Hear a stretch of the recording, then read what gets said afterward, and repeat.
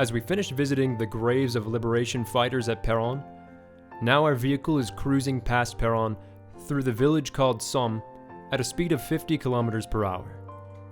There are various marks of modern developments here, and it does not seem to be a rural village nowadays. This village also has its own bank and other facilities.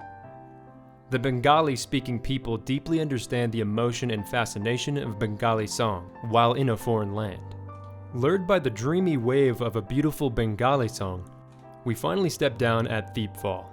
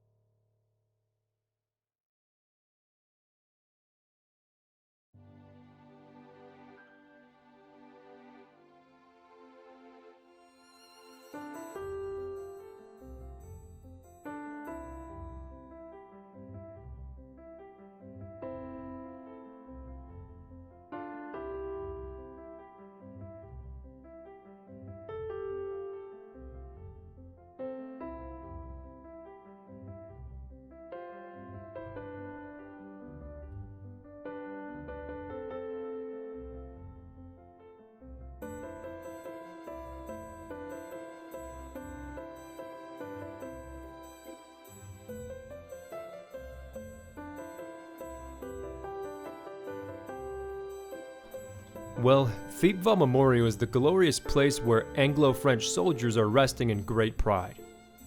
This place is called Anglo-French Cemetery. The monument belongs to the British and South African Army. This cemetery bears the memories of the War of 1916, with more than 1 million soldiers of both countries laying their lives down in the Somme sector before 19th of March 1918. It is regarded as the most historic bloodshed war that left the most soldier deaths in the 1916 Somme attack, and where the dead did not have any graves. As per the history and as described in various books, the fiercest fight of the First World War took place in the Highland at the estuary of the River Anger. It is that place where the Thiepval monument now stands with a prominence. The monument is 45 meters tall, installed on 16 Portland boulders, on the north-south province of Picardy of France, and looks to be a mark of bravery and great respect. Besides this, all around it is open harvesting fields that stretch several hundred miles.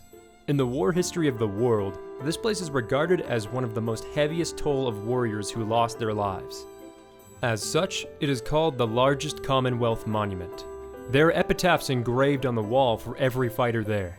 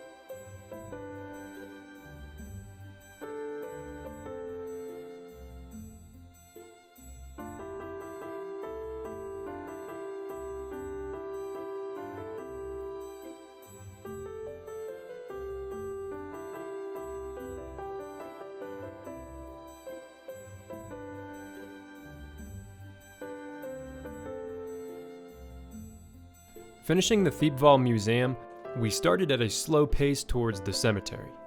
As our feet were moving, we heard as if the monument and the signs on the crosses of the graves were uttering the eternal cries of these people. It was as if these lamentations were in multiple languages, and we were feeling the deep sadness of losing near and dear ones. We stopped at a standstill for a while. We tried to reread the language of cries of every martyr there. As per Louis Sangma, people of various tribes and nations might have different languages, but their cries always bear the same identical tone and rhythm. And around us, there were a bunch of other witnesses too. The trees, the skies, the winds.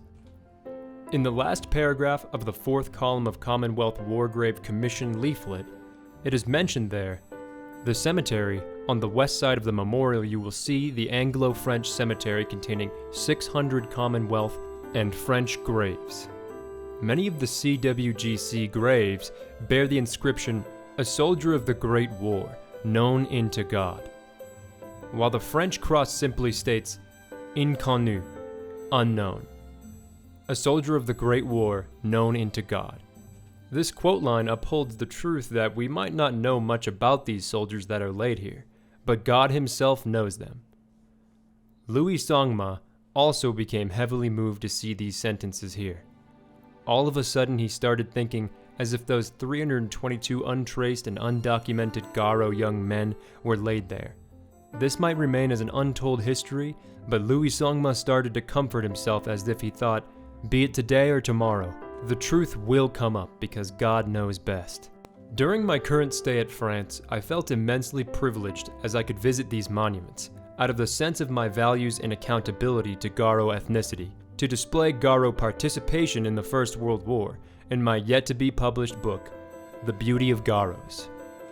In this way, the visit to the graves of brave Garo martyrs of the First World War not only made me emotionally driven but also enhanced in pride and respect, and my inner craving for the knowledge of the unknown.